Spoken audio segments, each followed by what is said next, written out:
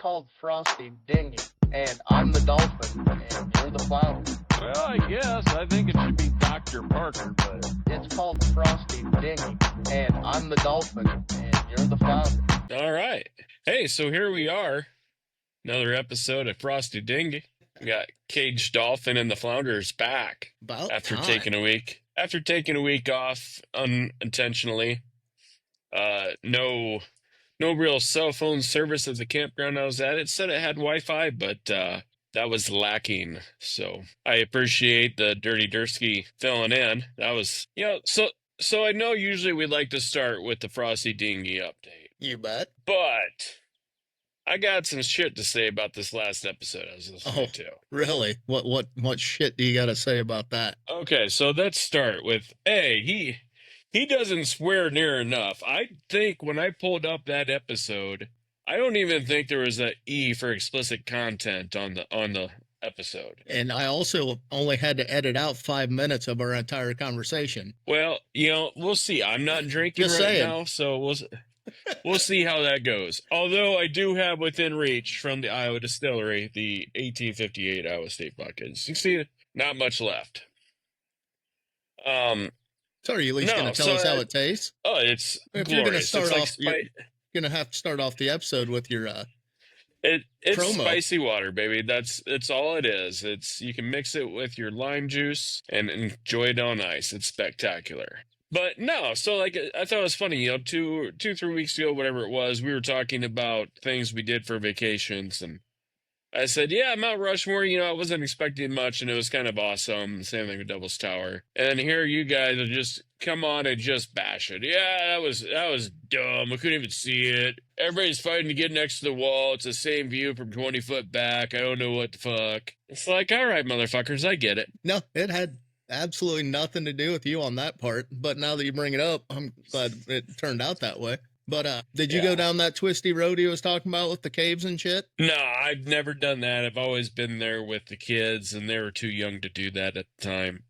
I have gone down below to the amphitheater, saw from there, which is cool. It is expensive as shit. If you wanted to buy 5 drinks for people, it is going to be, $112. But Jesus. Well, slightly exaggerated, but the parking probably not is anymore. like $10. The parking was like $10, and it was good for a full year, so that's cool.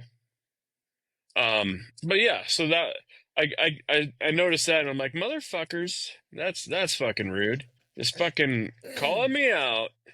No, after I say how awesome, how I was like, wow, that's actually awesome. I thought it'd be lame, and then you guys were like, yeah, it sucks. That's dumb. I don't know where you're getting you guys, because I just said I don't want to ever go there if that's what it's like. Just saying. I was just going off the descriptions given to me. Yeah. So I said it was awesome. Dursky says it sucks. Of course, I'm red-blooded American. I don't know what that makes. And he didn't really say that it sucks. He goes, but there's nothing else to do. He goes, it was nice to look at, and after 20 seconds, everything else sucked about being there. That's how he put it. If I remember right, there's kind of like a museum type thing there too to walk through. If you actually go down to the amphitheater, it's kind of cool. It's you got to look for it. It's like, I don't know what it is. Maybe it's just national parks, but down in St. Louis, the St. Louis Arch or whatever. You think, what the fuck is there to do at the arch? You go and look at an arch. Big deal. We couldn't even get tickets to go up in the arch. It was COVID yet. It was kind of neat. There was a lot of shit running around there. They kind of had a museum on the history of the area, which was interesting, but I'm kind of a history dork, so. Did you see the video that came out of the people that were in the top of the arch when the tornado went through? No. Yeah. A tornado went through with them up in the top of the arch, and it was just rocking back and forth and stuff. It's a good time. Well, that's the only time I'd want to be up in the arch, to be honest. It's kind of an interesting thing. I don't know, realistically, for them to build it as long ago as they did, it's really quite impressive. It goes back to, everything was built better back in the day. We got asphalt covering brick roads that are 200 years old. The asphalt gives way after fucking 2 months. The brick road's still there. Well, the way that we do anything anymore is to make more money off of it, everything has a life expectancy. Well, back in the day, they were making it so they never had to do it again. Right. So they wanted to do it once and be done with it so they could focus attention somewhere else. And they were trying to build up society, not maintain a monetary side of it. So to go back to last week. Oh, no. Where I wasn't there. Yeah. And my favorite subject still right now, the Iowa Distillery Company. You guys talked about my TikTok post with the Sinners and Saints. Yes, sir. Apple pie. Maybe I'll need to find it. I need to find like a sampler, where they like sell all their stuff by like the airplane bottle size. So you could get, how you go to like, these brew pubs and you can get the sampler where you try. What you're saying, yeah. Yeah. I don't know if they have those. I need like an airplane bottle of everything because I feel great finding the vodka. The Sinners and Saints, the apple pie, that was a little sweet for me, to be honest. I'm not so much into the sweet shit. The rope burn's great. I love that. I haven't been able to find the actual bourbon. I had I'm pretty sure I had the pickle vodka. I'm 99% sure it was that. Maybe I was wrong. Maybe it was someone else's pickle vodka, but I thought it was that one. So we had to cut the other thing that you would have really looked forward to, because his battery ran out on his phone. So he did his promo on his bottle, and he chose to do it on the spiced rum. But it was the whole time he was talking, it was solid black screen. Oh, that sucks. Yeah. But on my screen, it wasn't black. I could see just him frozen holding the bottle. But when it came to editing time, it was just gone. So, well, like I said, I haven't had much luck finding much of it over here in Western Iowa. So maybe when I come over for the golf, rock and roll, something like that, we'll get her figured out. Well, both of them should be exciting events to partake in drinking with, because both places we have, one place we have a DD, and the other place we don't need one. Is Miss Steeler coming? Is she camping with Steelers? Oh yeah, they're going Wednesday from what I think. I think he's going to go set up Wednesday, but they got to set up at the new lake part because the spaces aren't big enough or something. He said down by the lake, the electric places aren't. So they build a secondary part up top around a pond thing that they put in, and it's basically just like most of the other RV sites, wall-to-wall campers. So that's where they'll be at. And I was going to it was a weird idea. I was either going to take my tent that I've bought and I really hate using, just renting a U-Haul trailer for a couple days and sleeping in the back of that, because it's basically the same as a camper. Well, and you could get a U-Haul pretty cheap, and really, you can just throw your regular bed back there. How much? Yep. You can put your regular bed in. Plan. You can just put your normal bed in a 5-gallon bucket and you're good, buddy. I don't need a 5-gallon bucket. They have running water and shower and bathrooms and everything at Diamond Lake. Well, there you go. It's actually one of the most manicured places that you can ever go. They even go down and trim around the water so you have no weeds between you and the lake. What about the bushes? What bushes? I just want to know if they like to trim their bushes. I don't know. I would have to ask the lady that trims the lake if she trims her bushes. I don't know. Yeah.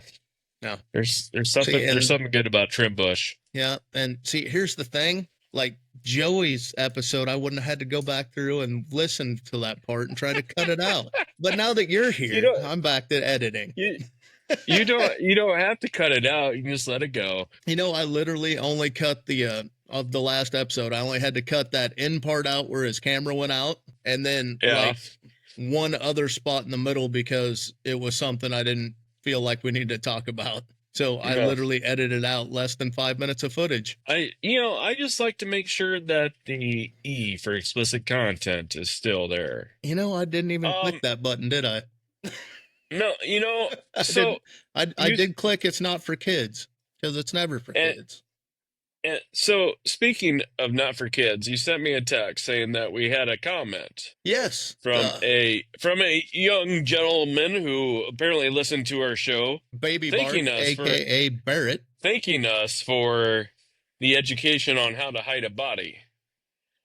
He does take after his mom. If we keep giving out solid tips like this, we might move from the adult entertainment category to educational. I really don't think that is what we want to be moved into educational department for. Yeah. Just because we know things doesn't mean we need to teach them. I'm just saying, we know a lot of stuff that we should never teach the youth of America. Now, our others who following places, we can teach them. So I'm fine with teaching Canada and the UK inappropriate things, but not the Americans. That's fair. Because we have laws that'll get us in trouble. Not because we don't want to do it. It's just, I don't want to go to jail. I don't. So anyways, shout out to our young poster thanking us.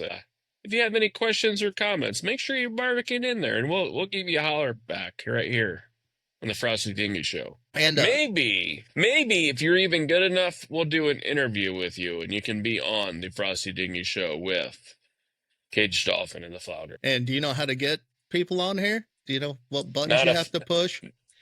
Not a clue. That's why you're here, buddy. Yeah, mine. That's right. You got to push my buttons. I've got that perfected. So it's even funnier because after I got done telling you about the comment and you read it and all that stuff, that night I ended up playing Call of Duty with him because his mom and him play Call of Duty and stuff with the Caged Dolphin side. And we ended up playing for like 3 hours, and he was nonstop talking about that he's going to get mentioned on a podcast. So he's extremely excited about it. So I gotta say, so I've tried to download the Warzone. I'm still on the PS4.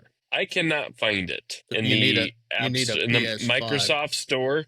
Oh, I gotta have PS5 now. I believe so. Well, I guess I'll start playing here in about 8 years when I buy one of those when I upgrade. Well, I could always send you mine when I upgrade. Because I'm going to have to upgrade to PC. So, why is that? Right now that my computer that I'm using for this is not strong enough to stream 5 platforms at the same time. So I'm going to have to upgrade that. Plus I have all the business accounts I got to run and all of that. So my laptop over here is going to have to go into travel mode to all the, take my Wi-Fi box and all that stuff. So we can stream it like Rock and Roll and the golf tournament, stuff like that. Nice. On multiple platforms. So, and then I'll get an actual desktop and that'll retire my Xbox. I see. It's still the original one for when it first came out, the Xbox One. Well, so it's not just like the Xbox 360, because I remember living in the apartment there in town, Newton. Yeah. So I was telling, because Amy, the best wife in the world, asked me, she's like, how did he come up with the name Caged Dolphin? And I said, I'm not 1,000% sure on this. I said, but I'm like 92% sure. Like back in the day with Xbox, if you didn't have a username, it just created a random one for you. And didn't you get the Caged Dolphin moniker from a random Xbox name? Yeah, I scrolled through 100 screens looking at names that they were trying to give me. And I'm flipping through. I'm like, no, I don't want anything with a number on the end, like blah, blah, blah, 1 or something like that. Somebody else's username. And then I'm like, Caged Dolphin. That's probably what the Bears should have done to the Dolphins that year, and they would have went undefeated. So I clicked on it, and I never, ever, until I went to get a TikTok page, had a problem with my name. I never fucking thought in a million years that it would be tied to actually putting dolphins in cages. But there is a website out there for caging dolphins, and it is not the intention whatsoever. Despite all my rage, I'm just a dolphin in a cage. So, yeah. So I mentioned to Amy how I thought you got that nickname. I couldn't exactly remember, but I knew it had something to do with the Xbox. It's actually... It used to be, back when we were playing all the time, well known on the Xbox circuit and online. And they made a challenge out of one of the things I used to do, where I used to jump through windows and shoot people before I hit the ground. They called it the Dolphin Dive. So I used to be well respected in the community. Now I'm just a normal old guy trying to keep up with the kids. So, like, you used to be up there in the rankings too. Well, and not so much on Call of Duty, but like I remember back in the day, I was good at like Madden and college football. Now that shit's too complicated for me. I play the EAFC, the soccer, because you really only need to hit like 3 buttons in order to play that game. That's about all I have anymore in me is 3 buttons. I could go back to Super Nintendo and be happy. Or that was actually, I apologize. That was Sega that had 3 buttons. So, the Super Nintendo when you were 4. playing Call of Duty, though, we were playing hardcore capture the flag all the time, and you were in the rotation of the team that was ranked in the top 1,000 because we were crazy. ranked in the top 1,000 at hardcore capture the flag. That's crazy, and I still play the original Call of Duty Modern Warfare. It's remastered now. Yeah. That's still my game of choice. I still play this hardcore team deathmatch because either on there you either play hardcore team deathmatch, you play regular team deathmatch or like regular domination, and that's like the 3 that anybody gets onto anymore. So you're gonna when you do finally get Warzone, and I got a controller that has the top 2 bumpers, the triggers on it, the 4 buttons, the directional pad, the analog sticks, and 4 buttons underneath now. Like where you hold on to the bottom of the controller, there's paddles underneath now too. So that's how many buttons that we're now running compared to your 3. Yeah, that's way more than I need. I remember back in the day, we used to go after hours in Newton, and we'd have like 3 or 4 Xboxes LAN together to play Halo against, so we'd have the 3 or 4 TVs. And I remember we had like baby monitors, but there was one in the basement and one upstairs. That way we could talk on the baby monitors and not be able to see each other. And Donnie kept yelling, "Fucking Dolphin." Yes. Yeah. Yes. But that's really where I remember that's where I first remember seeing these controllers that had like the paddles underneath to help. That way you weren't trying to have to hit like the white and black button for throwing your fucking grenades or whatever the fuck they did back in the day. Yeah. No, that's exactly why, is because your thumb can only do so many buttons at a time, but if you put your other fingers into it and move them underneath, you can do multiple actions at once. And that's basically what it is, why they came out with it. And you were talking about the LAN parties that we had when we used to have the basement, the middle floor, and the top floor all playing Halo against each other.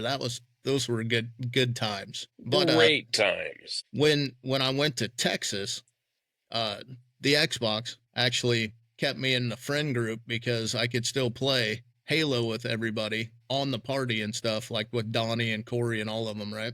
But not only that, but we'd pull out our cell phones, because back in 2005 when I was in Texas, we didn't have that Skype and all that fun stuff that they got now. We'd literally just put it on speakerphone, make a phone call, and then I'd be in a bar trying to get into the same Golden Tee game as them. So that way I was playing against them the whole time. Right. And the bar that I found down in Texas, first time I went in there was a group of people playing Golden Tee, and they had one open spot. I'm like, "Hey guys, do you mind if I hop in next game and just be the 4th?" They're like, "I don't know. We're pretty good. We average about 8 under." And back then I was shooting 24 to 25 under. They quit out after hole 4, and they're like, "We just want to watch." And we've talked about our Golden Tee play before, and like I remember there for a while, like they would credit you if you like did so well in tournaments. And there was like a couple months where I think I played on just Golden Tee credits. I don't think I had to pay for a single game because I won enough credits that I just didn't have to. The worst part that we had was we had Donnie, Corey, Ryan, me, and you all on the same Golden Tee, and they had 3 divisions. They had gold, silver, and bronze. Well, Donnie was always in the gold division. Corey and I were fighting for the silver division over and over, and you and Ryan were fighting for the bronze. Well, whoever couldn't get a score high enough on the last day, we had to go to the Man Hater and play on their machine to try and get in the money in the tournaments, because you could only have one person ranked per division per machine. And that's how we kept that bar and another bar in town. That's how they kept their golden tee, was because at the end of the month, we'd be over there trying to rank and get into the tournament. And because we were blocked out of our home bar. I'd hate to guess how much money each of those bars made off golden tee, because I don't think they actually own the machine, do they? I think no, like, it was Heartland Vending, I believe. Yeah, so like I think they got like it was like $5 to play around, and I think maybe the bar got $1 of that. Yep, $1 a game. Yeah, so, but I would guess they still made thousands of dollars off golden tee, and they weren't even getting but $1 a game. Our bar did not make a single dime off of it. Because whatever money that we should have got, the owner was putting back in playing. Yes. So the golden tee was just a break even at that point. I mean, yeah, honestly, it was as much as we were playing it. It was paying for his habit. Yeah, exactly. And most of the drinks that came along with the habit, but it was a break even machine. It wasn't a money maker by any means. So I'm sitting here with the Casey's extra large foam drink, which it's been about 2 weeks over here since I've been able to have one, because we have been on a boil alert for regional water because they expanded too fast over the last 5 years and we lost water pressure. And so no one could drink the water straight without boiling it because it might have bacteria in it. So they finally just lifted the boil ban today. So of course I had to run down and get a fountain soda because it's been too long. From your favorite gas station ever. Yeah. The best one in town. You know, it's the best one in like most towns. No. Yeah. It is what it is. It's got the best food. It's one of those places that I'm stealing these quotes from other people, like the Fat Files, the one that I sent you today on TikTok. It's called Fat Files. He's like, Casey's figured out. They played the long game. They bought up all the small gas stations around, and they always serve breakfast, lunch, and dinner. And whenever you go head home, you can grab a pizza and everything else you need for the evening because it's all right there. You can't do that at Pizza Hut or Little Caesars. You can't, get a 12-pack of beer to go your pizza at any other place. It's like, and then, all these other people see what Casey's are doing and they want to come build a gas station in that town. And guess what? Their construction crews are all going to be at Casey's buying their breakfast, lunch, and dinner while they're building the other gas station. Yeah. So they did play the long game. And they got the best pizza in Iowa. So no, you're wrong, but that's fine. Name another delivery pizza that's better. Pizza Hut. No. It's Domino's. Papa John's. Domino's should never be in anybody's conversation ever. That's the worst pizza ever. I love me some Domino's. Domino's, it's cheap. Horrible.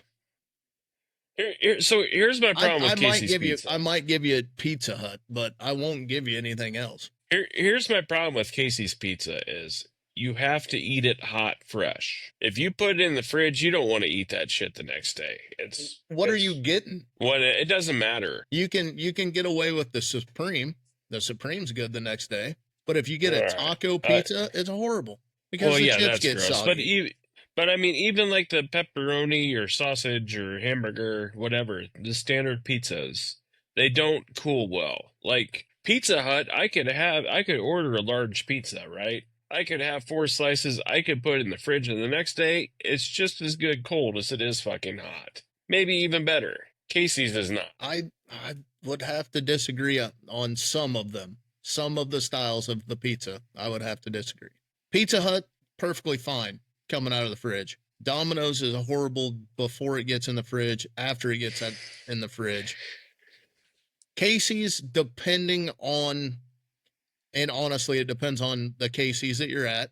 It depends on which person makes it, which person at that Casey makes it. I mean, there's a lot more it's not standardized. Like everything else is frozen and standardized. Casey's depends on the maker. So years ago, when I was working in Escumwa, I remember that shithole. I would drive, the highway in, and I went by a Casey's every day, and they actually had the best breakfast pizza of place I've ever had. But their lunch pizzas sucked. It was terrible. Like, they can make a great breakfast pizza.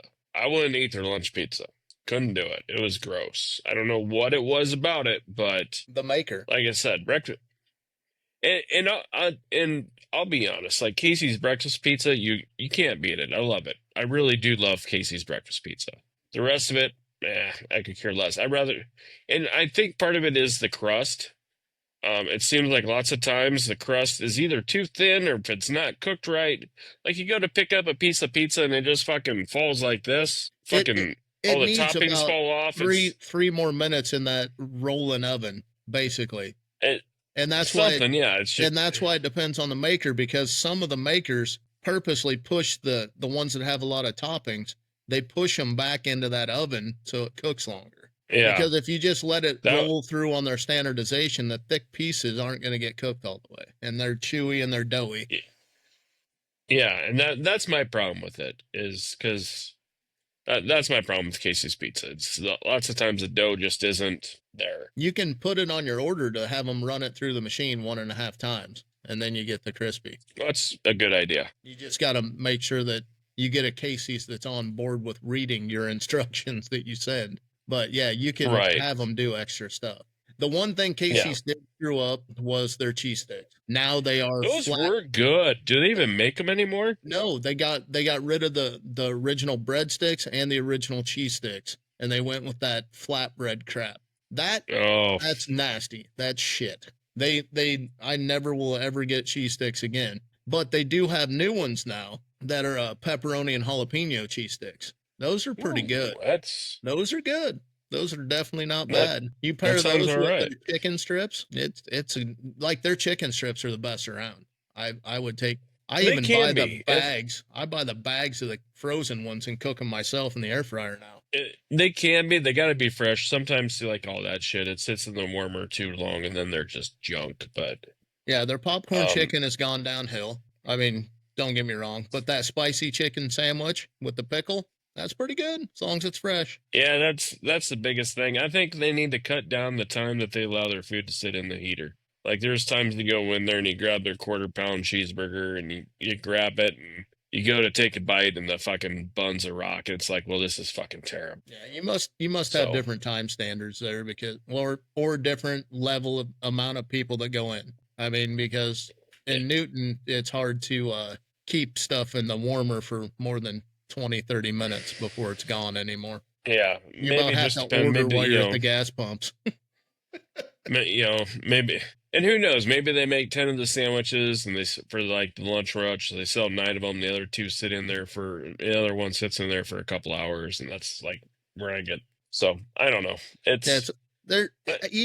Each Casey's is different too. I mean, your Casey's might be the worst one around, and mine could be in the top 5. Well, it's not, but it could be. See what I'm saying? Each Casey's all goes back to whoever's cooking. It really does. Yep, that's true. Which color of purple or pink hair you have in the kitchen determines on what level of Casey's food you get. We typically have the older guys here cooking, it seems like. We got a plethora of different people, and for the most part, I know who cooks when and when I can and can't order from which Casey's if I'm going to order. Like, I usually go to the one right on the interstate because they normally have the best. That's where stuff's the freshest. Yeah, and they normally have the better cooks out there. But there's one out there that I know if they're working, I will send it all the way to the Walmart one and get it over there, clear across town.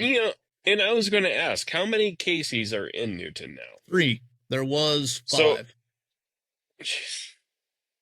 So but that was before they expanded. That was before they expanded, and you had to have a certain footprint size, which knocked out the one at TPI, and it also knocked out the other one. So only the ones that could expand and put in the big kitchen and the deli and all that stuff, those are the only ones that survived. The small ones with no kitchens went away. All right. So like in Atlantic, which is, I don't know, a lot bigger than Avoca, there is 3, and they're all on the same goddamn road. There's like maybe 2 miles between them. The two outside ones are all right. The one that was like a different store downtown, we literally just called that one the meth Casey's. We don't go in there. That would probably be the one I frequent. No, yeah, just for entertainment purposes, not to buy anything.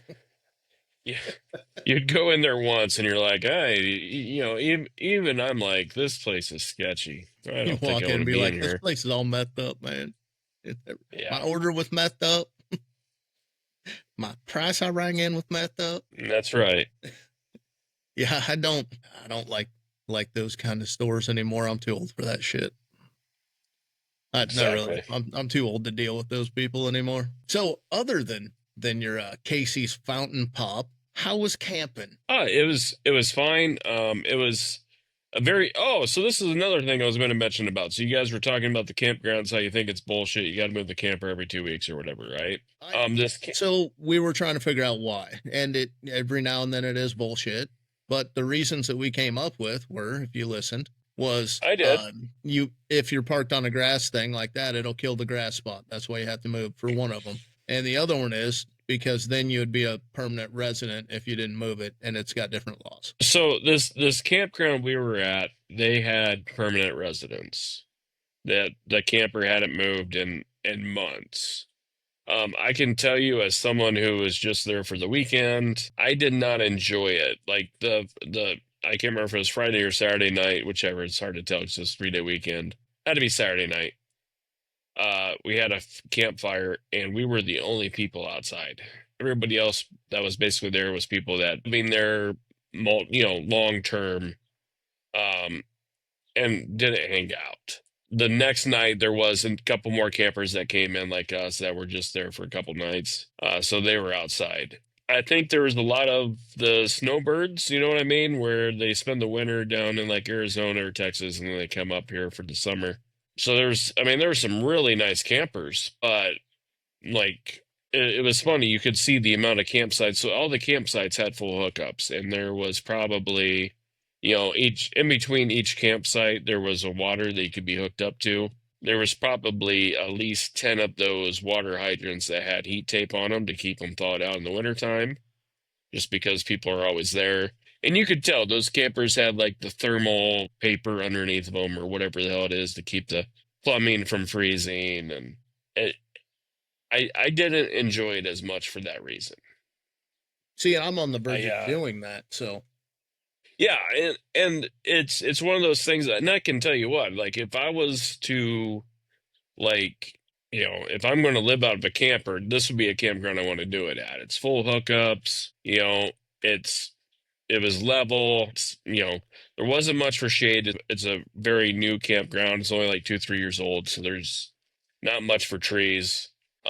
But yeah, if I was going to live in a camper, this would be I would rather do it at a place like this than like a state park where I got to move every 2 weeks. And I'm sure they have some kind of deal where, they pay once a month and they got probably discounted rates for like, I don't know, $10 a night or some shit. So it probably costs them $300 a month or some shit. I don't know. Well, it guarantees that somebody's there. I mean, yeah.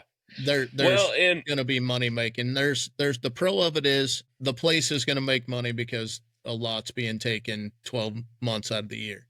On the other hand, it deters the people that want to come in and have the camping experience and the bonding and the fun and the partying and stuff like that, because basically become a settlement, not a camping spot. Yeah. Well, and so this campground, it had 49 spots. Here it is Memorial Day weekend, which is one of the busiest camping weekends there is. And there was 20 campers there. So the campground wasn't even half full.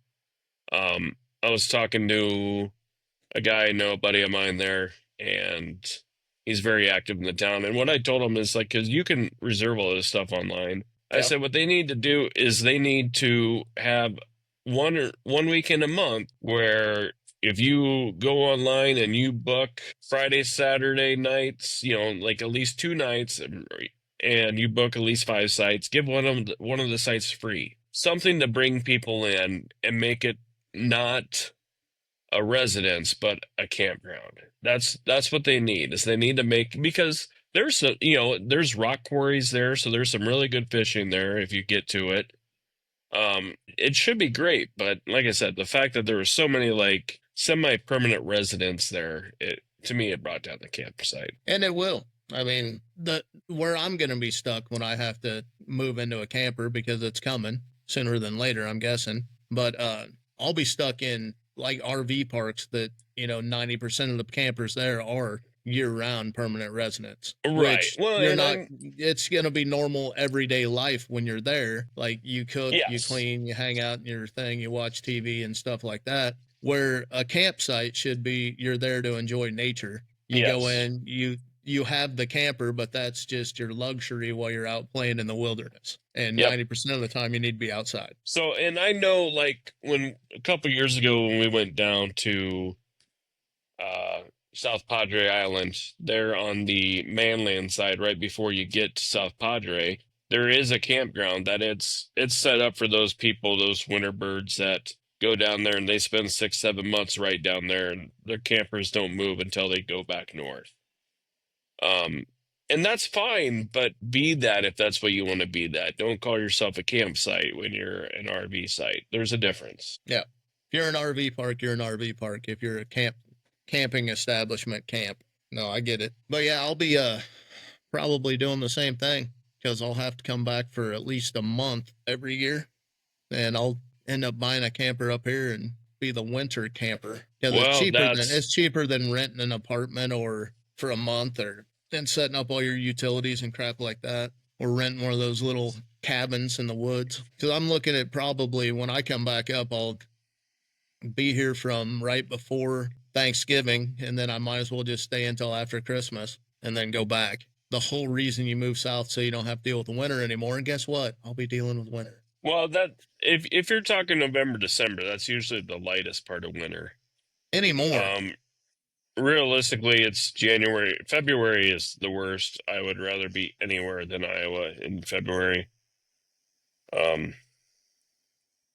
maybe not Wyoming, but anywhere south, I'd rather be than here in February. So what else did you do? Did you go fishing at all, or did you just hang out? The girls went fishing a bit. They had a little bit of luck, not a lot, but it was, we had weather kind of come through a couple times, so the fish weren't in their active feeding stages, I guess you could say. I didn't really go fishing just because I was doing other stuff. Yeah, it was a nice trip though. It really was. How can you have chores when you're camping? Oh, there's always stuff to do, man. Always. Like what? In fact, so like, well, and I did, but like, I don't know. I like to do stuff. It's like today I replaced the grass and do some trim and lay out some lawn seed. What are you doing? No, but well, it's like today I replaced the tongue jack on the camper. I just have it parked here at the house right now, so I got that replaced. I was going to do that at the campground, but honestly, it was one of those things I didn't feel like laying down on the rock pad. I'm like, I'd rather do that on concrete at home, so that's what I did. But you worried about that while you were camping. Well, so the tongue jack broke a couple years ago. There was road construction on the road that I took to work all the time, and so to bypass taking an additional 20 miles to get to work, I just took gravel. And I had a bunch of gravel get in my tailgate, and it wasn't closing properly, and we were hauling the camper up to Minnesota, and the tailgate fell down and boom, hit the tongue jack.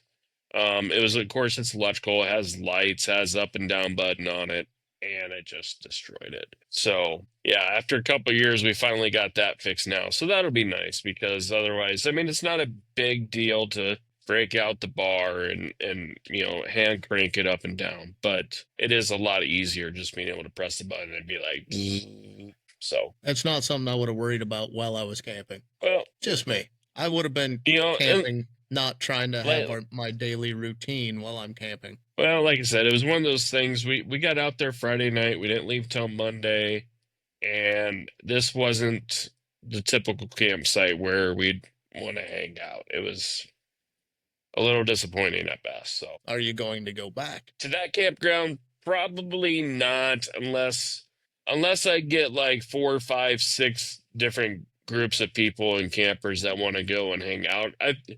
Then you can overwhelm the permanent residents and probably have fun. But as far as just me and the family, no, we won't go back to that place. All right. Well, we'll have to find you a new one for next time. Maybe we'll just book Oh, you there, one down. We'll book you one down in Galveston for the next holidays. there's plenty of campgrounds around, so it's not a big deal.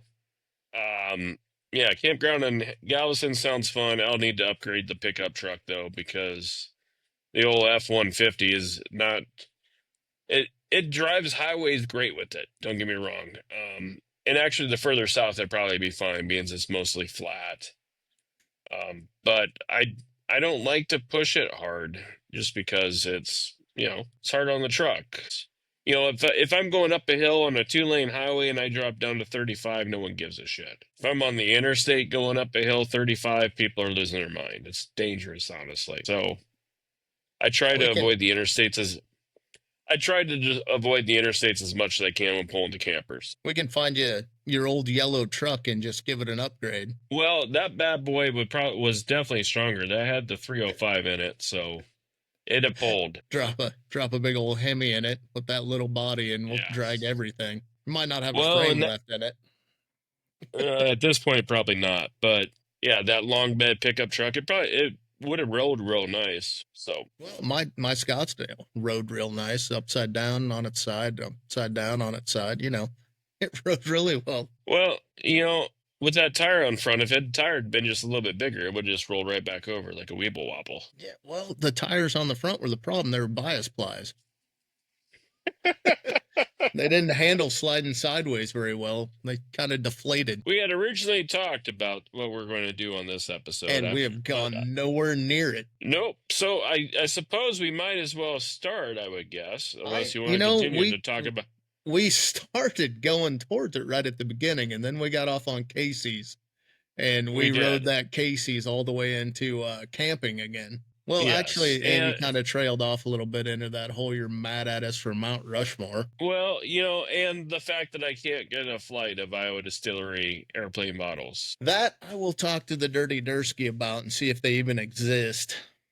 I don't believe that they are in existence. I mean, we can get a live update if you really want. I can send it on this thing. So I would say this. Worst case, so I have a connection with a local producer here of the good stuff, and I can get the stuff that isn't sold in stores. But you have to send your own bottle up. What are you talking? And they fill it at a distillery in the area. It's the off sale. Yeah, I know what you're talking about. Yeah, the off sale alcohol. So if they need me to buy some airplane bottles so they can just jar me up some trials, I'm willing to take that challenge. So Yeah, I don't really think that. Hold on. Or maybe I can just send. Maybe I can just send them over like a 12-pack of mason jars, and they can just write on a magic marker what each one is and send it back to me. I'm not sure that that's okay either, but I will pass along your suggestion, sir. Yeah, I want to be able to have a trial. I mean, realistically, this bottle here is $30, right? Yes, sir. If I didn't like it, I'm out $30. I mean, it's fabulous. I mean, I feel like I gained $30. I'd spend $50 on this bottle of vodka. But I want to have a trial run. All right. So does Cumming have a tasting room? Can I go over there and just do a taste? I so don't want to edit. Quit saying shit like that. So Saints and Prairie Fire are the only two that have airplane bottles. Okay. Well, yeah. Like I still haven't found the bourbon that they talk about on the website, which is disappointing. I'm excited to finally get an opportunity to try that maybe when I come over to Central Iowa again next time. Well, if I go to My Fairway, it only has Prairie Fire and Saints and Sinners in it as well. It doesn't even have the vodka. But if I go to Hy-Vee, would have all of it because it's a liquor store.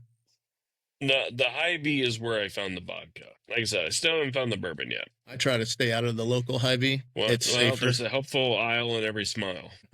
Yep. We'll go with that. Oh, hold on. He said Hy-Vees are your best bet. to find everything that you need, sir. Like I said, maybe I'll have to run over the one in Atlantic. Maybe I'll have more luck because that's a little bit closer to Des Moines area than the one in Harlan. Well, I can always, stop by the one in Newton against my better judgment. Hold on. Moonshine and rum are only sold by us from the distillery itself. They have a bar they have a bar in their distillery because Cody works at it every weekend. Well, there we go. So at some point I need to make the pilgrimage to the Iowa Distillery Company and load up. And try it out. I'll bring your camper and then I can show up too and we can just sleep there. That's too far. It's not too far. Nothing's too far. You got to bring it to Montezuma. Do it on the same trip. I don't think I'm going to take it to Montezuma. Maybe. I think I have it. I don't think it'll be available for that trip, so I might be staying in the back of the U-Haul with you. Outstanding. Well, I could maybe I can talk to Steeler and see if I can stay on their couch in theirs. They do have camper rentals down and around there too, so we could rent a camper for a couple days if we wanted to. Like in Pella, and they come set it up and stuff like that for like $100 and something a night. Yeah, like I fully admit I rent mine out. I think I have it rented out during that time actually. One of those things that, when we first bought the camper, we were camping like every weekend. We lived in it. Since then, my son has gotten into high school baseball, and our time is limited. And so we don't camp near as much as we would like. And we just about sold it a couple years ago just because we weren't using it. And then I found this site for renting it out. And this year I actually have it rented out enough where I think it'll actually make all of my camper payments just off of that. Camper payments usually aren't that high, are they? What, $150 a month? More than that. I got a pretty nice camper. So you pay what, $400 or $500 a month? $350, I think, something like that. Yeah. Jesus. You must have a fancy ass camper. It's nice, but I mean it's meant for 5 people. It's got the bunkhouse, which is the back bedroom for the kids, and the front bedroom for me and the wife, and the kitchen and the slide out. And yeah, I mean, if I wanted to get a cheap camper, that I probably could just be spending that. But I wanted something that, like I said, when we first got it, it was COVID. We were living in it because it was better. That was the only thing you could do for fun in 2020. Couldn't go into restaurants, couldn't do anything else. You could go to the campground though. You had a different COVID experience than I did, apparently, because all it did for me was create less traffic on the roads. And I still got to go to bars and restaurants and do whatever the hell I wanted to do whenever I felt like doing it. Yeah, no, there was not much of that people here. And you had to stay 6 feet away from people. Yeah, but I mean, there for a while, like everybody closed down there in March, April, like everything closed down, except I was in that class of people that, whatever the fuck the term was, I can't remember, were essential, where we just had to keep working. Yep. We, as an essential worker, we had to keep working, and it just sucked. I got quarantined 3 times in the same day and a half. They quarantined me, told me not to be around anybody, and then they unquarantined me, and then quarantined me, and then unquarantined me. And I never had COVID. Then the next year, or that fall or whatever, they changed those rules so many times. At one point, I didn't know if I could go to work or not because Amy had been exposed to someone who tested positive, which means she had to stay home. And my work was arguing whether or not I was allowed to come to work, even though Amy hadn't tested positive. They're like, well, she's been exposed and she can't go to work, so we're not sure if we want you at work. So I mean, it was kind of scary at the time. I went to Vegas during the height of COVID for the 4th of July. I went and partied in Vegas. They told us you had to wear a mask. The only time you didn't have to wear a mask was when he was sitting at the bar. If you were drinking, yeah. Yeah, so I literally sat at the bar with a mask off the entire time. I was in a pool full of people that had COVID and was fine. Me and the family went down to St. Louis that next year of April 2021 with some friends. And yeah, if you're sitting at the bar drinking, you have to wear a mask. So you know where we're at if we weren't outside seeing and at the bar drinking. The rule was while you're actively drinking. So you had to be taking a drink out of your drink is what the rule was in Vegas. But only one person tried enforcing that. And when you were as drunk as the person was with me, there was no enforcing that rule. He had like a cut t-shirt that just barely covered his nostrils and his mouth anyway as a mask. And yeah, it was pointless about 5 minutes into drinking because we weren't following rules. It was pointless, period. Yeah, no, I wholeheartedly agree. That whole thing was, I think, a lot bigger than COVID. And I'm not Joe Rogan on this podcast, so I am not going to get myself canceled today. Maybe tomorrow. All right, cool. So, no more COVID. Let's talk about rickets. Tom Ricketts? I don't know. It was just another disease that popped in my head. Maybe, how about polio? Can we go with the polio and the making us bend over in high school and checking our spine? And well, that was there you go. Yeah, that one. So I'll say this. Polio, I remember in high school back in the 90s. Oh, the 90s. We had now you would call him a paraeducator, but she was basically like just a paid study hall monitor. Like all she did was watch us in study halls, which just had to be miserable.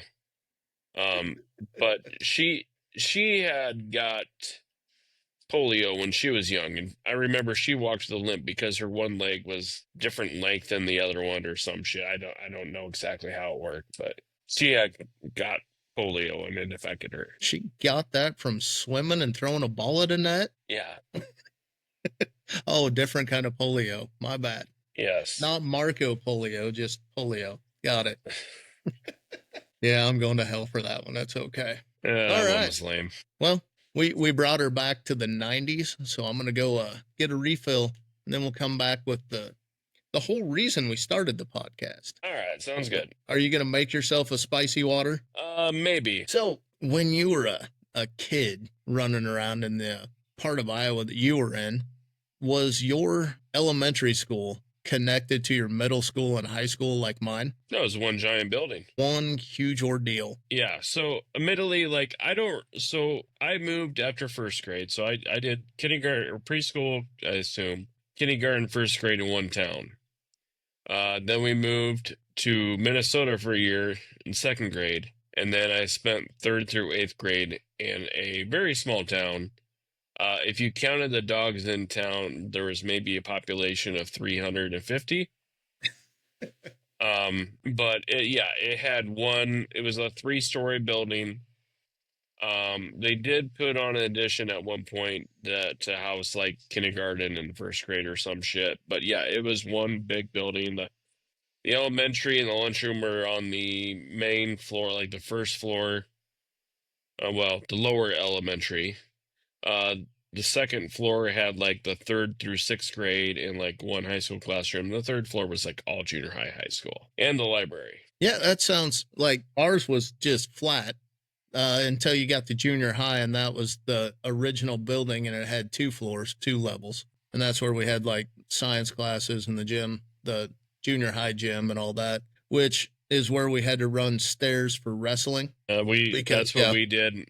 Ours went all the way up to the 3rd floor, so we had stairwells on each side. So you would run up the 3 flights of stairs. I'd say it was probably 25, 30 yards of hallway, and then down 3 flights of stairs, and then back 30 yards of fucking hallway to go back up 3 flights of stairs. Yeah, it was the joys. That's why I take elevators so much, is I've done my time on stairs. It has nothing to do with how big I am. It's just I've ran enough stairs in my lifetime, thanks to wrestling. And then they always made the heavyweights try to catch the 103-pounders. Which we could do. We could do it as long as there's only 1 set of stairs involved. If we tried maintaining it, it got worse. But I'm sure that coming from the small schools that you ran into the same issues with stuff that does not exist anymore that I did. And we're going to try something new here and see if it actually works. I am going to hit that button, and it should be that picture. Yep, we got it right. Do you remember that thing? Oh, yes. Now, the spinning wheel of death. Yes. Yeah. So What memories off of that guy do you have? Because I have my own set. So I would say the most popular thing that happened on there is we would sit on those bars on the edge, right? And you'd like wrap your legs around the bars, you like hook your legs. On so the that outside way as if circle, you're getting right? Yeah, so that way as you're getting spun around, you could lean back and you're really going to make sure you puke, because not only are you spinning at the speed of sound, but you are falling backwards and trying to hold yourself up with abdominal strength. And we did things a little bit different. We stood on the outside of those and held on with our hands and with our feet, like right on that outside edge of the wheel. And we got it going fast enough to where you were completely flat. And the only thing holding on were your arms like that to the outside of the wheel as it went around. And I got you.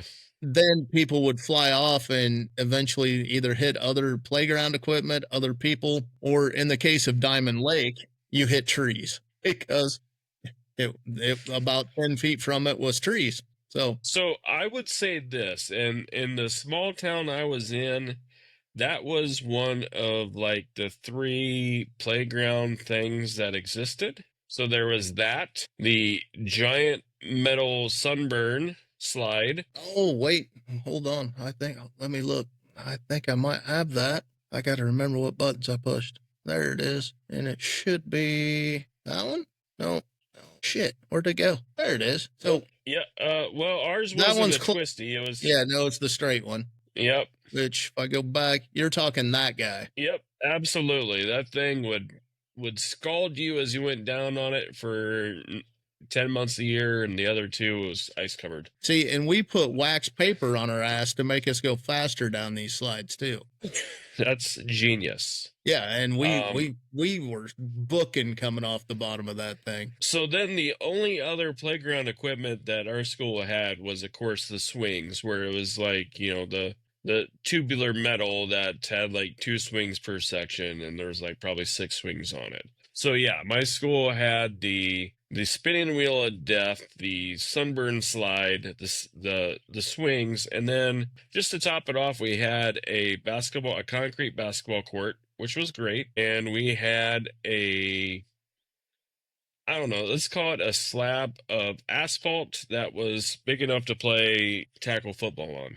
Because why wouldn't we play on that rather than the grass? You played tackle football on what? Concrete? No, it was asphalt. It was a big asphalt slab. It was great for like kickball and stuff like that. But there'd be times in the winter when it was wet, they'd be like, oh, you got to stay on the asphalt. And we would still just play our tackle football like we did when it was grass. Yeah, I definitely know that one. Another certain football game that would get played where you can't say that one out loud before you go. Yeah. Get too far into that one there, Chief. Yeah. But that was played a lot.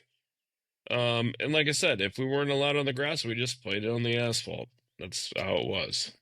I'm currently looking for something that we had back in the old days to see if you had it. I don't know what you can see of me on your screen, but I'm over here playing on the internet. Well, right now, all I see is you. Oh, okay. Then it's working. And I need to get the right one. Where'd it get? There it is. No, I had the right one. Go back. All right. So we got it. So hit the share button again. You remember that thing? Oh, yeah, the hamster wheel. The human hamster wheel. With no house over the top of it. So you spent more time on top of it running than you did inside of it. I don't know if I ever saw one that was open like that. Ours never had a top on it, ever.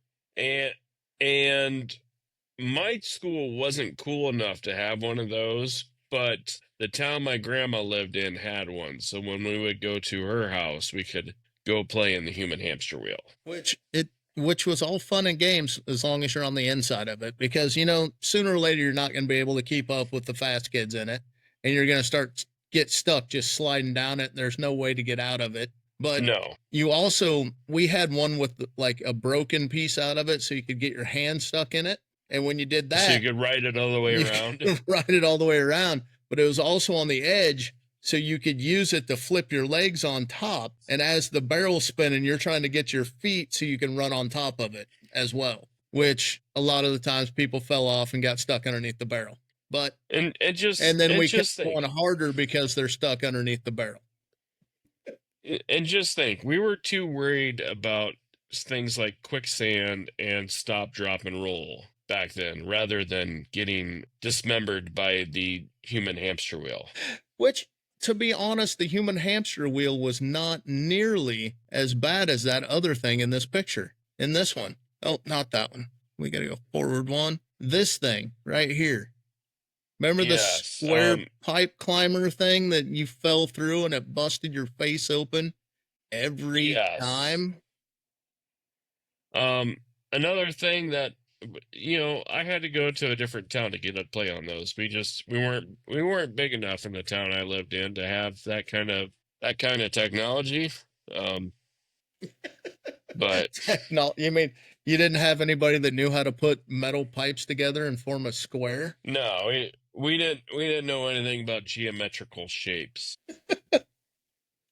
Let me guess, you had that one post with the numbers on it, and you threw a ball in there and had to catch it when it came out of whatever hole. We weren't even that upscale, but we did have the Foursquare game painted onto the asphalt. So there could be an excellent game of Foursquare going on. That's outstanding. So you remember the old school wooden seesaws, to where somebody got their ass broke because somebody jumped off all the time? Yes. Or you had the fat kid on one side and you had 7 different people on there trying to get him off the ground, and then once you get him up, somebody'd step off and you'd go to the hospital. He'd come down and bust his ass, yeah. So that metal slide you were talking about earlier, I bit my tongue off because of it. I was going up the stairs, sticking my tongue out at my cousin, and I missed a step while I was sticking my tongue out, and my chin came down on a stair, and it bit my tongue almost complete. There was a little strand holding it back on.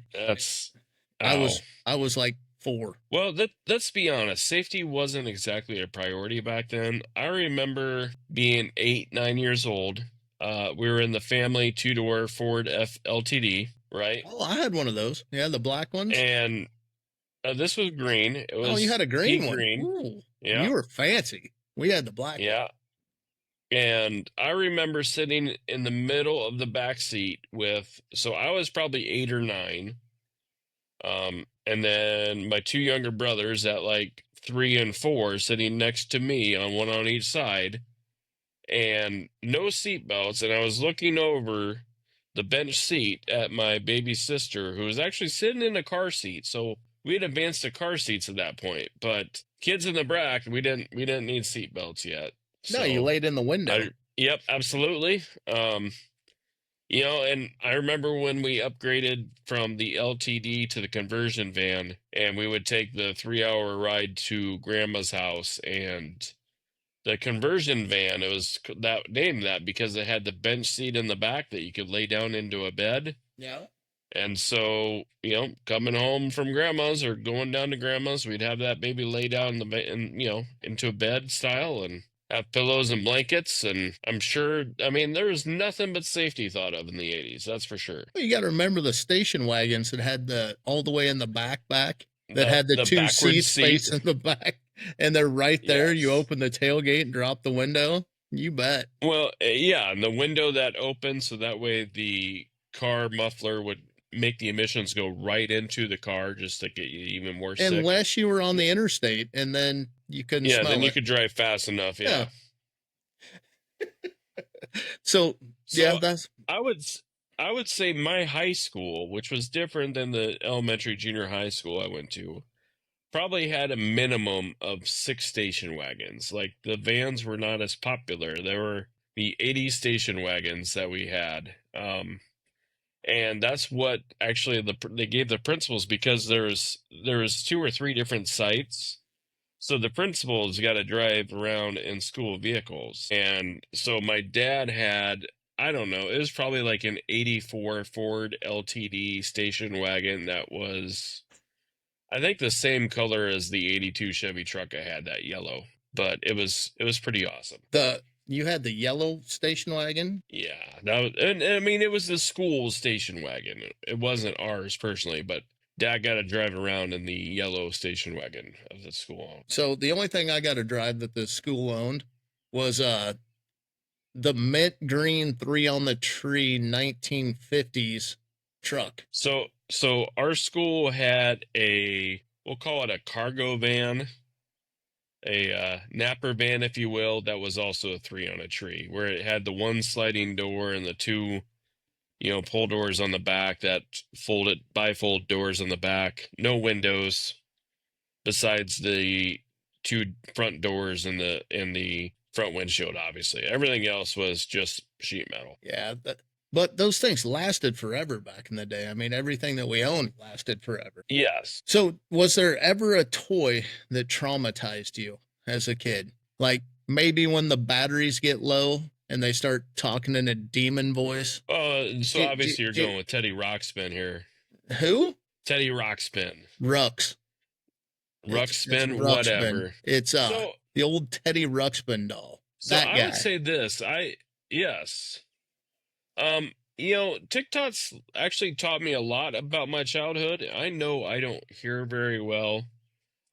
So what would you say was the name of the main evil gremlin in the first Gremlins movie? It was Spike. No, it is Stripe. No, it's not. Stripe. It is yes, not. It is. It is not. It is. It is not Stripe. not according to the Mandela effect. It is not. That's right. Mandela effect says it's Spike, but if you go back, it is Stripe. Stripe. Yes, I know that. And also, did you know that Richard Simmons did not wear a headband? Okay.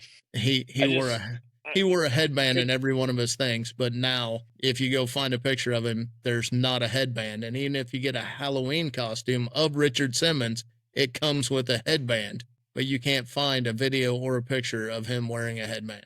I guess I'm still, anytime I think of Richard Simmons, I can't get past the shorts. I mean, they're the bicycle shorts that my dad used to wear all the time with one nut hanging out of the side, Yeah, exactly. Yeah. It's like on Ted Lasso, the coach. Yeah. Yes.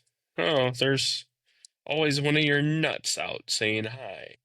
Put him away, George. Put him away, George. So speaking of demons and did you ever hear the demon Teddy Ruxpin voice? Did you ever hear? Oh, yeah. Did you ever So remember the creatures that used to talk to everybody and then they started talking to themselves in the middle of the night? Remember those guys? Is that a Furby? That's a Furby, sir.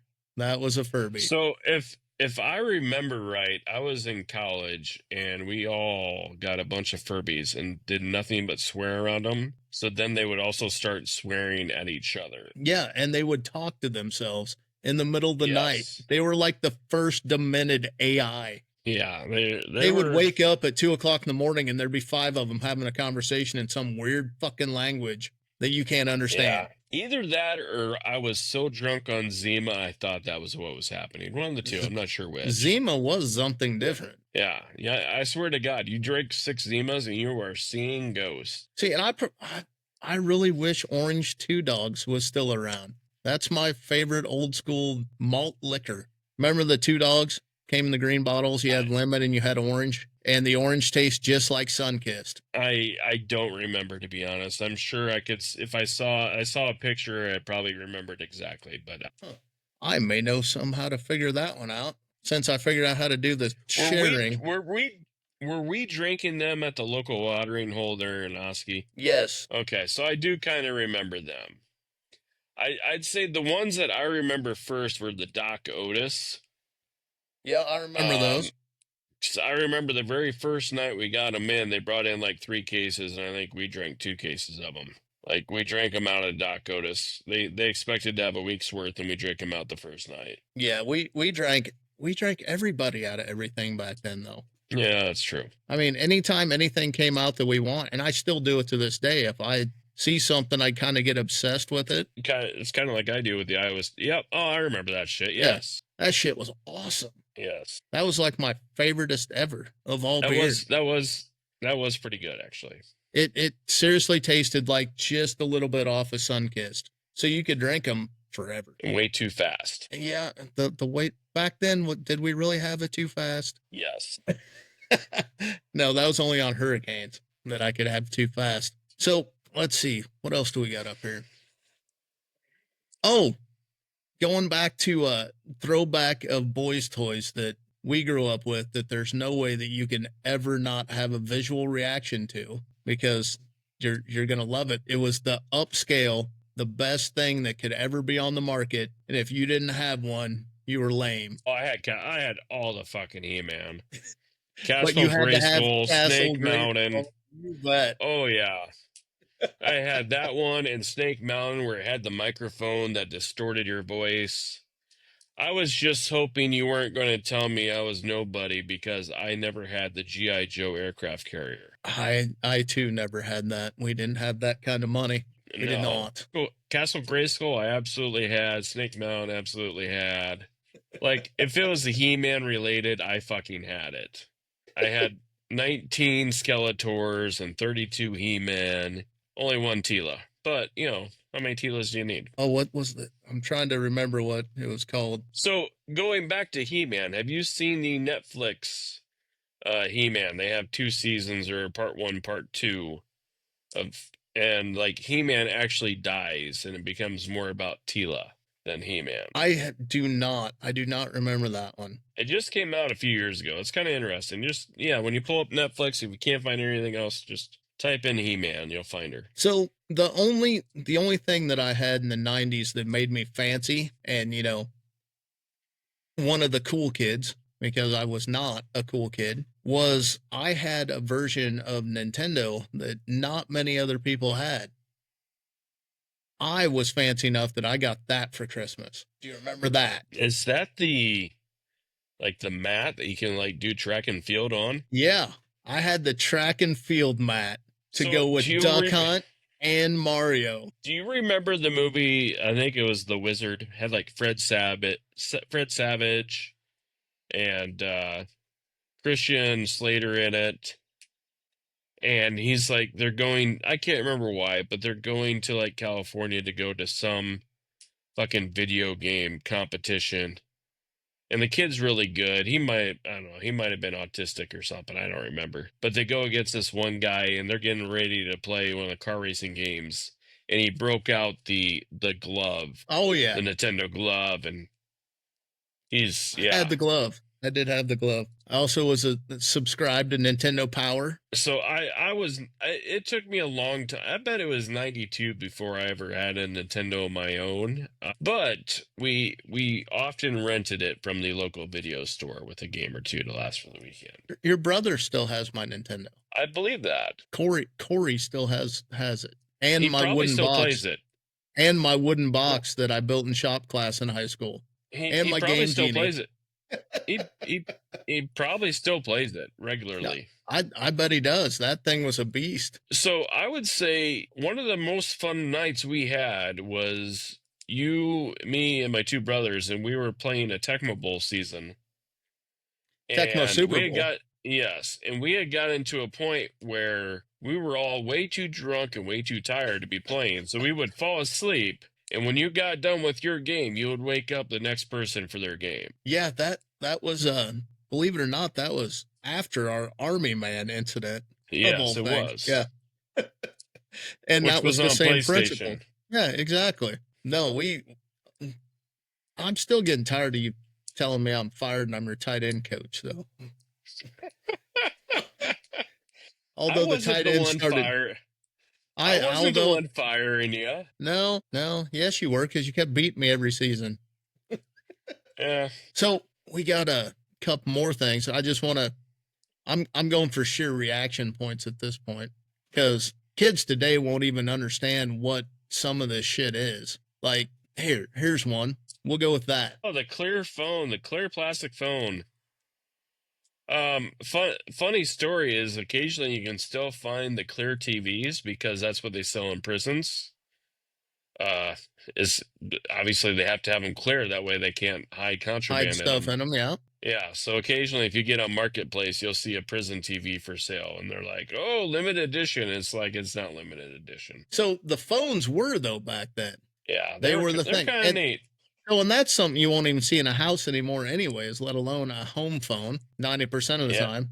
everybody still gets a line for one, but nobody ever puts one in. But the clear phones or the rotary phones or the what about the football phones? The football helmet phones. Yep. Yeah, I've seen both. Both came and then from the like lips. Sports Illustrated. What about the lips? Definitely. And then you had the Mickey Mouse phone was predominant back then. So like I said, the football phone was the one I remember the most because they would like send it to you as a free gift if you ordered Sports Illustrated. Which, I mean, imagine getting your news only weekly from a magazine. But when you did that, you went ahead and you got a new phone too. So I know exactly what phone you're talking about too. It is this one. That guy. Yep, there it is. The old football phone. Yeah. Yeah. Good times. I can pull up, one of those new age cell phones that we used to have back when they first came out. Those Nokia phones that it didn't matter what you did to them. You could drop them from the Empire State Building. They'd put a hole in the concrete and still work. So I remember it would have been summer of 98. Working for the city of Lamar's water department, being on call for the weekend, and I would have to take home the water department cell phone, and it was a StarTAC 2000 with the expanded battery pack, so you never had to even charge it over the weekend. I mean, you couldn't do anything besides make phone calls and answer phone calls on it. So literally, the battery lasted for a fucking week if you needed it to. But did you have the pack? Yeah. The piggyback battery on it. Yeah.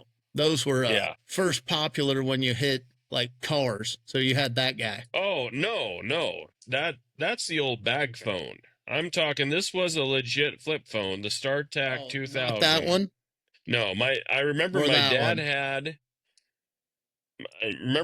had the bag phone, and then if you go back up, or the bottom left there, my grandma had that one. I remember. I don't know where. I can't see where you're. Hey, I'll pull this one up real quick. See if I can get that one big. Not the big bricks. So any of these guys? This is like the evolution of phones. So I would say it must have been like number 5 was the one that we had at work. And then you put the oversized battery on it. Yeah, I came in on number 3. Number 3 was my first phone. Yeah, I think probably number 3 was my first phone that I actually had because I wasn't good enough to. I went 7 was my first phone. I went 3, 7, 9, 12, 14, 18. Yeah, I know I had 7, and then. You need me to put that back up? No, that's all right. It doesn't matter.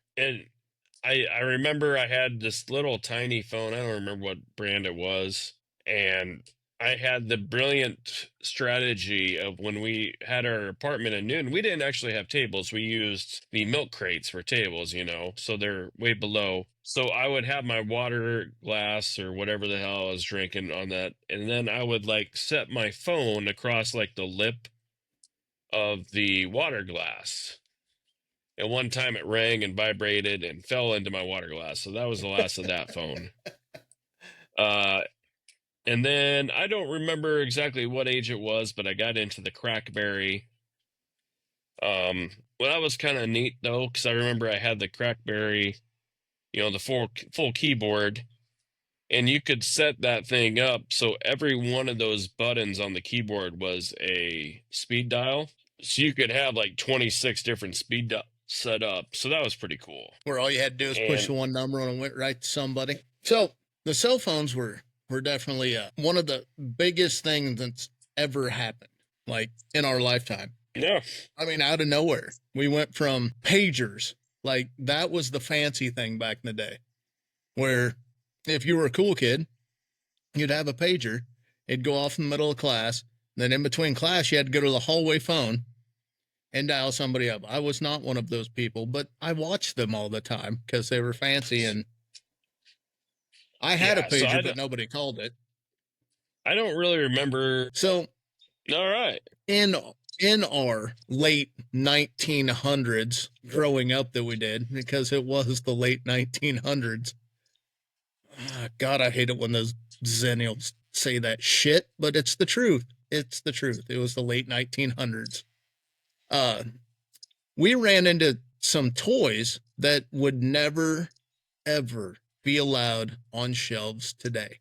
Like, number one was the BB gun wars that we had, right? Where one pump only. One pump only, and somebody's cranking it for like an hour, and then you go to the hospital with the BB stuck in you. But yeah. One of the number one things that would not be allowed today, and it was one of the funnest things to throw at people. I mean, to play, one of the funnest games, lawn darts. Yeah, absolutely. I mean, so I had a set up until maybe 10 years ago. And then all of a sudden they came up missing. Yeah. Well, I would play that shit with my friends for hours. It was like jarts is cornhole, aka bags, whatever the hell you want to call it. It was that of the 80s and the 90s. It's the same principle that they play now for cornhole. I mean, honestly, it's exactly the same principle. You throw this, it goes in the hole, and you get points for it. You get certain number of points how close to the ring you are. I mean, it was like dangerous bocce ball, for Christ's sake. Yeah, I just remember getting points for when you like made it in the hula hoop. It all depended on who you were playing with and how you played it. I mean, the original rules said you have to get points when it lands in the hula hoop, right? But then you played with the people that played horseshoes, and they're like, well, you should get this many points if you land in the ring, and then if you're close enough, like you just miss it, you get a point. So, I mean, there was different rules. But for the most part, as long as you were winning, you had to worry about getting the darts thrown at your face, because that's how it worked. You start kicking somebody's ass and they start throwing the darts at you. I mean, that was 90% of it. I mean, at what point do people think, you know what we need to take darts and make them heavier and throw them from 30 feet out? That's probably where it came from. Really, it's the original darts game. Yeah. Oh, absolutely. I just don't understand in what world people thought, yeah, this is a great idea. And it was fun. It's because you get to go outside. You get to go outside. You get to enjoy nature while you're throwing darts. You know, this is the same time frame. This is the same time frame when we were having, Roman candle fights. We took that up a notch in high school. I don't know if you've ever heard this story from me, and I may or may not get in a lot of trouble for this story. So we went down to Missouri, and I loaded up on $600 of Roman candles. It's a lot of Roman candles back in the 90s. But I spent $600 on Roman candles for the main reason that we decided that we were going to chase each other around in vehicles in Montezuma and shoot Roman candles at each other's cars. And whoever won was the one that shot the most Roman candles in somebody's vehicle. Well, I also bought myself some Roman candles that I didn't give to everybody else. They were called the Buzzy Bees. So they didn't fly straight. They broke down to the right every time, and they made the zzz noise, right? Well, I proceeded to chase one of my classmates in the car, and we were shooting normal Roman candles back and forth, driving around the streets because that's safe at high speeds. And I'm like, give me my Buzzy Bee. I'm like, we're going to win right now. And I shot one just to the left of his driver's side window, and it broke down to the right like it's supposed to, and it went into his AC ducts. Oh, right there in the window, and lit his car on fire. We had to pull the car over and pee in the AC vents to put the car out because we had nothing else. Solid. Yeah, so every time he turned on the heater, it smelled like urine for the next year. All right, nice. So that's a little fun fact about Roman candles. Yeah. So that's the excuse you guys used back in the day, old Dirty Mike and the Boys. What is Dirty Mike and the Boys? It's a Will Ferrell movie. It's Will Ferrell and well, there Marky you go. I'm Mark. lost. Will Ferrell, Marky Mark, and he's got they're cops, and they have their cop car, and it gets stolen, and Dirty Mike and the Boys took it and had a gay orgy. That wasn't the name of the movie. That was the other guys. The name of the movie. The other guys. It's the other guys. Yeah. Yeah. Horrible movie. Oh, Will terrible. Ferrell's a horrible actor. The whole movie was terrible, but Tina. The only part The best Hi, part about Lisa. that is one of the other supervisors with me was named Mike. So it was always Dirty Mike and the boys. Whenever I'd give them shit. I don't know what Dirty Mike and the boys are doing opposite of me, but You and your Will Ferrell movies, you got to get over that addiction. it's the movie was terrible, but that was hilarious. Oh my God. The best part of that was the lead actress that played Will Ferrell's wife. The office pop. I just did my first office pop. No, desk pop. Desk pop, that's what it pop. is. Desk pop. So he gets his gun taken from him. He's got a fucking stick or some shit. And Michael Keaton is his commanding officer. So yeah. Yeah. But no, still the best part of the movie is Gina. I'm just saying. We're going to eat a dolphin. Great party, Steve. That's my peppy Steve. That's my peppy Steve.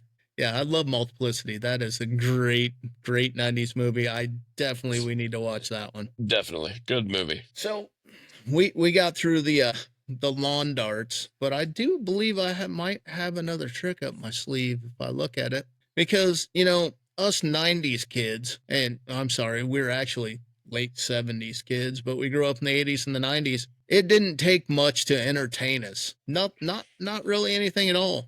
Because we would spend hours playing with this. Oh, fuck. It was simply a piece of rubber that you fold inside out, you throw at the floor, and it pops itself 7 feet in the air. Yeah, what the fuck was the name of those things? The banned toys?